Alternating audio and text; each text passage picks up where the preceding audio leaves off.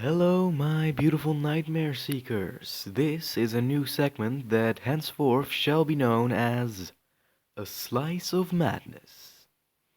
Seeing as I have discovered most of you like listening to my voice and my microphone is a better quality than I had originally expected, I am going to try this once in a while where I just take a moment and rant because I was too goddamn lazy to pick out a story and read it to you. So, without further ado, let's begin, and we shall try to review at the ending and see what our thoughts are at the end, and I would like your opinions on my own personal thoughts. Though this first session will mostly be pointed at me about personal experience, thus your opinion is appreciated, though won't be taken as true fact. Any tips, helps, hints, or any pieces of advice will be very much appreciated. Yes, so I um I had a bit of an epiphany a little while ago.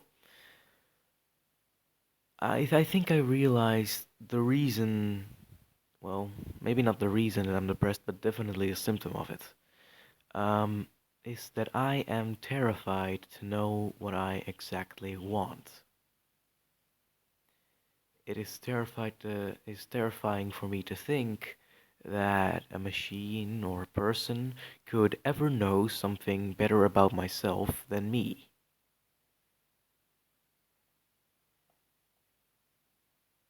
And honestly think for a moment that I don't know myself as well as other people know me. That is a horrifying thought because I am myself.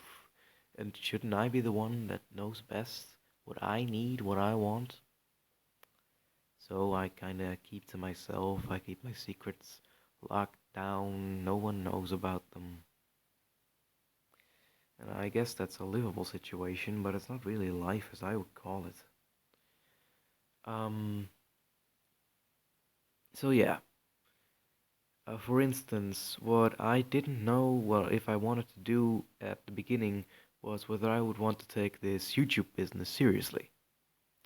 And right now, I honestly think that I do. Because even though I haven't been uploading as regularly as I would have wanted to, I do factually notice that I enjoy doing it.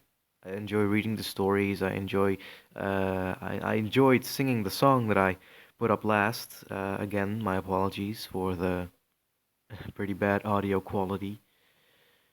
Um, and honestly, I was surprised when someone then actually hit me up in the comment section and asked me for my permission to use it on a mental health blog. Personally, it was a moment that to me felt like adoration, and as a person that normally through his life has gotten bullied and threatened with an, a full array of horrible things, it was amazing to actually hear someone appreciate the things that go on in my mind instead of just ridicule them and just say they're stupid. Um, So I'd just like to thank that person, and I definitely look forward to the update on your website with my song. I am kind of nervous, but I'm also excited, and that's a whole new sensation for me. And I'm so happy that I'm getting the chance to do stuff like this now on YouTube in my free time outside of school. I enjoy doing it immensely. I just love it. But it's still kind of hard to get the motivation to keep going. Um, I'm sorry if I say a lot of ums. It's just that it's kind of hard because I don't script this. I'm trying to freeball it for a moment and give you all a sense, a taste of what goes on in my mind when I'm alone. most of that is the thoughts of why I am alone. Um, I won't bore you with those details because they are not fun to listen to in the least. No, they are not.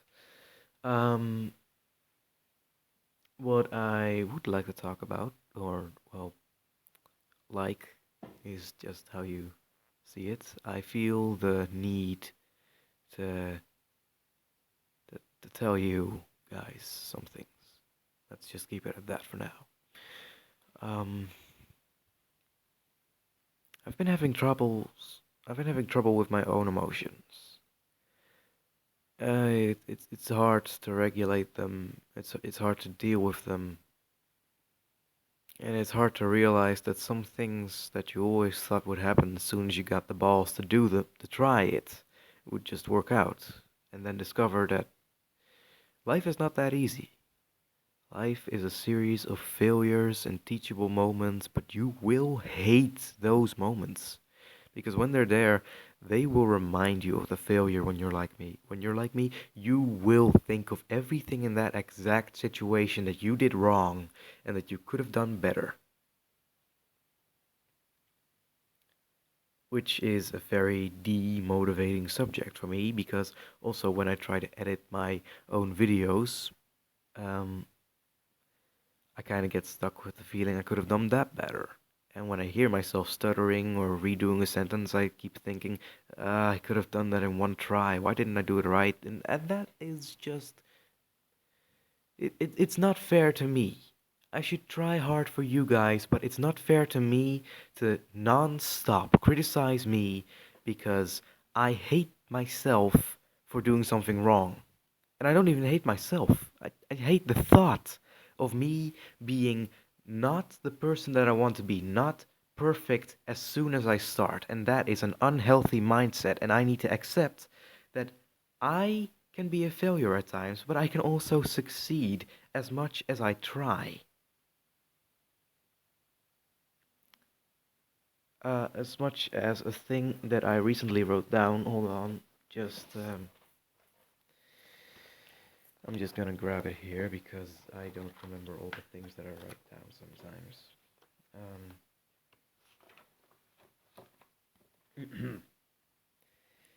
To fail is to try is to succeed, and to succeed is to win.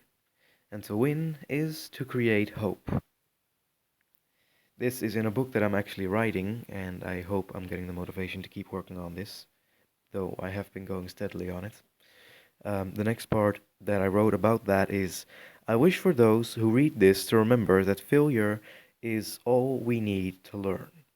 Please continue with an open mind and be ready to fail so you can learn as I take you through a world that you have never seen before. To this part, I have also written something before it. There are people born in the void. There are people born outside of the void.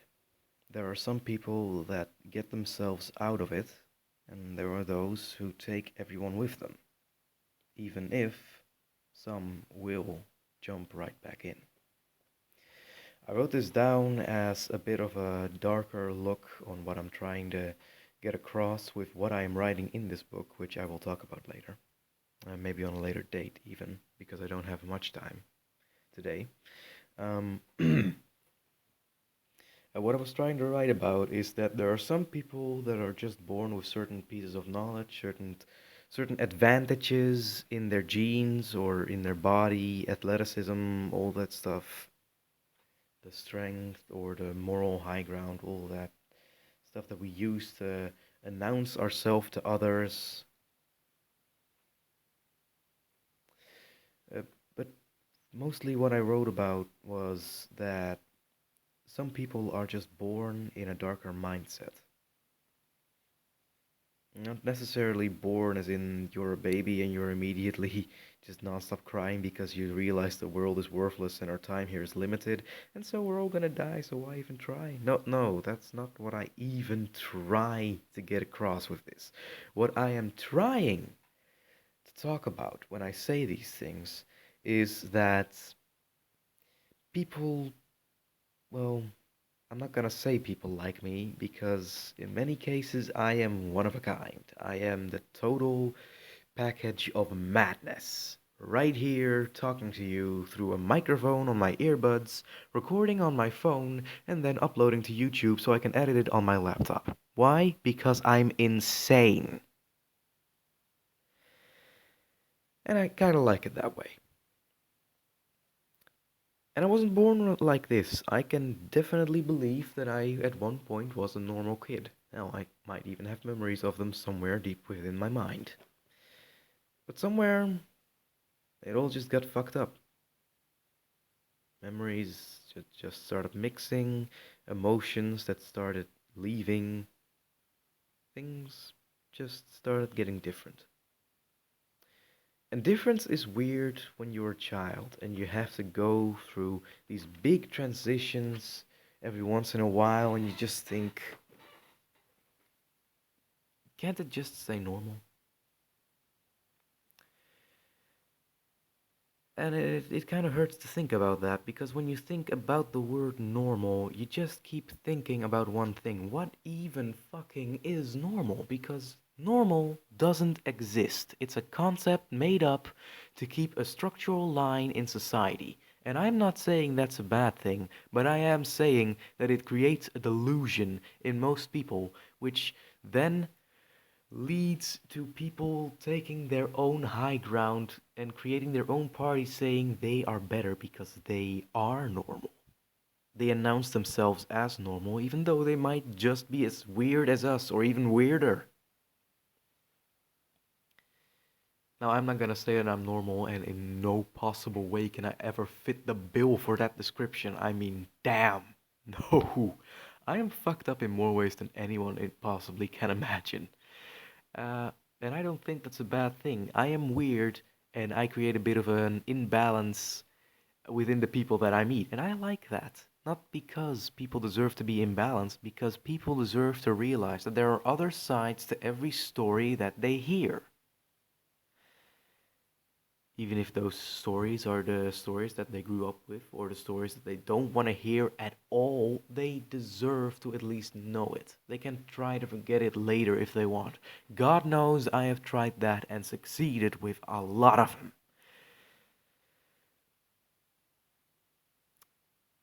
So, seeing as it is getting late right now, I'm just gonna end it here and ask you all, and I do really want you all to try and comment on this video.